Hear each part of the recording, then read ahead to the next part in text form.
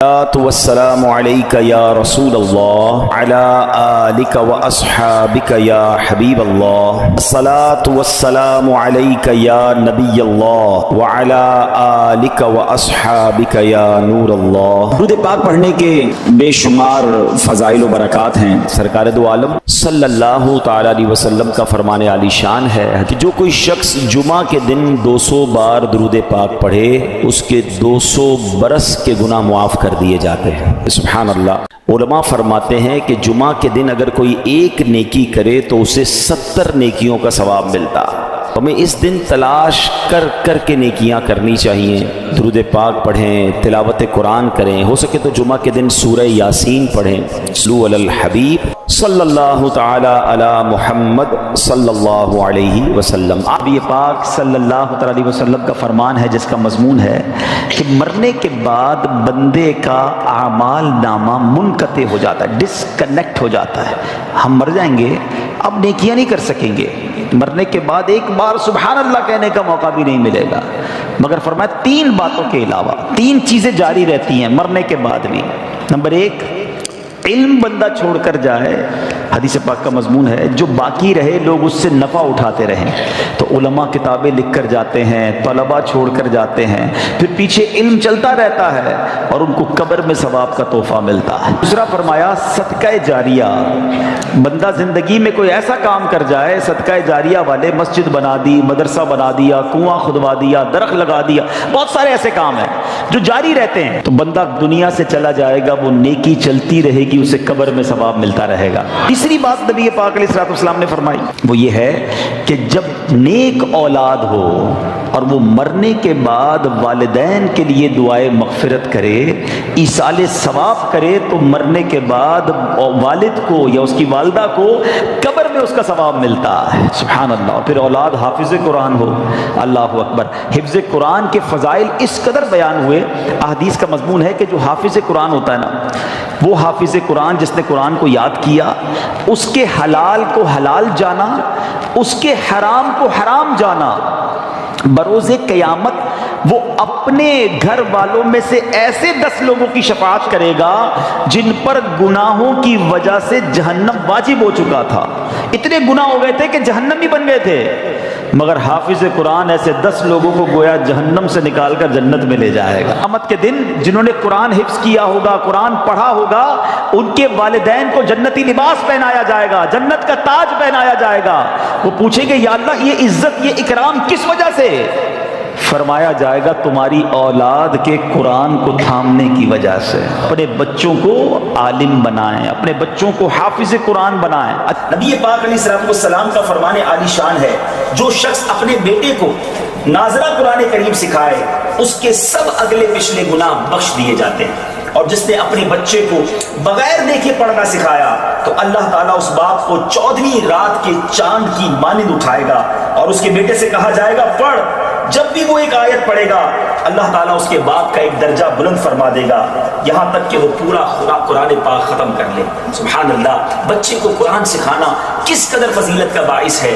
آج نارملی ہم universities, colleges اور دنیا بھر کی تعلیم سکھانے کی فکر تو کرتے ہیں، اے میرے میٹھے اسلامی بھائیوں، کیا اپنے بچوں کو قرآن پڑھانے کی ہمیں فکر ہے؟ دنیا بھر میں جہاں کہیں ہیں دعوت اسلامی کے مدنی ماحول میں قرآن پاک سیکھنے سکھانے کا بڑا زبردست طریقہ موجود ہے، سسٹم موجود ہے۔ خود بھی قرآن پڑھیے اور اپنے بچوں کو بھی قرآن پاک کی تعلیم دیجیے۔ اللہ تعالی ہم سب کے دلوں کو نور قرآن سے منور فرمائے۔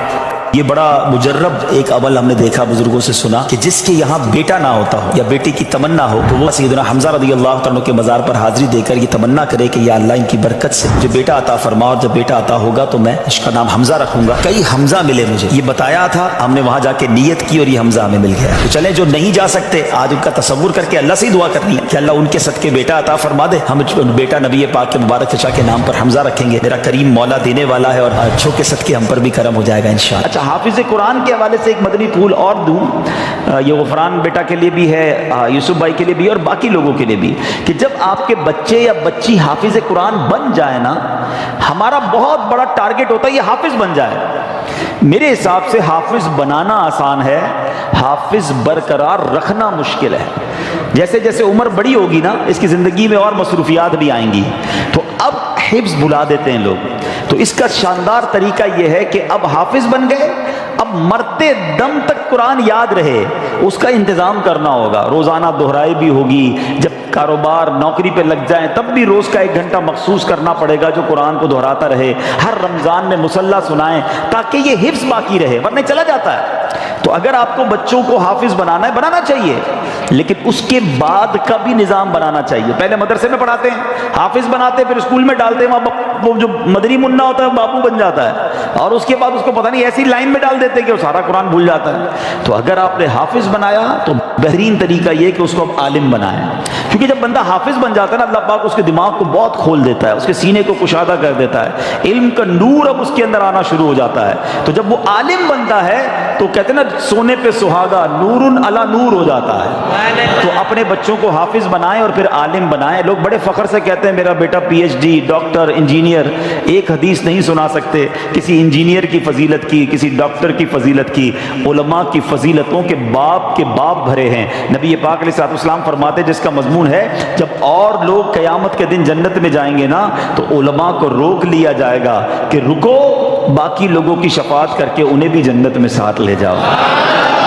علماء کہتے ہیں جو عابد ہوتا ہے نا، عبادت کرنے والا، نماز پڑھنے والا، نیکی کرنے والا، وہ تیراک کی طرح ہوتا ہے جو تیرتے تیرتے دریا پار کرتا ہے، تھک بھی جاتا ہے، مگر جو عالم ہوتا ہے نا وہ کشتی کی مانند ہوتا ہے، لوگ اس میں سوار ہوتے ہیں وہ سبھی کو پار لگا دیتا ہے۔ تو اب لوگ آپس میں باتیں کرتے ہیں کہ یار خاندان میں ایک ڈاکٹر ہونا چاہیے، خاندان میں ایک وکیل ہونا چاہیے، جناب خاندان میں ایک عالم ہونا چاہیے، اللہ وہ دن دکھائے کہ خاندان میں ایک مفتی ہونا چاہیے، ایک حافظ قرآن ہونا چاہیے۔ ایسے بچے بناؤ تو انشاءاللہ یہ مرنے کے بعد آپ کے لیے صدقہ جاریہ کا باعث بنیں گے۔ آج بچوں پہ توجہ نہیں دیتے ماں باپ، بعد میں سر پکڑ کے روتے بھی ہیں بچہ نشے میں چلا گیا، غلط صحبت میں چلا گیا۔ آپ کو چاہیے تھا کہ آپ اس کی ایسی تربیت کرتے، اچھا مدنی ماحول آپ کے سامنے دعوت اسلامی کا ہے جہاں بچوں کی تربیت کا انتظام بھی موجود ہے، بچیوں کی تربیت کا انتظام بھی ہے، والد کی تربیت کا انتظام بھی ہے، والدہ کی تربیت کا انتظام بھی ہے۔ ہر طرف دعوت اسلامی نے مدرسے، جامعات، پھر ماشاءاللہ گھر بیٹھ کر مدنی چینل دیکھیں تو سب کی تربیت ہونا شروع ہو جاتی ہے۔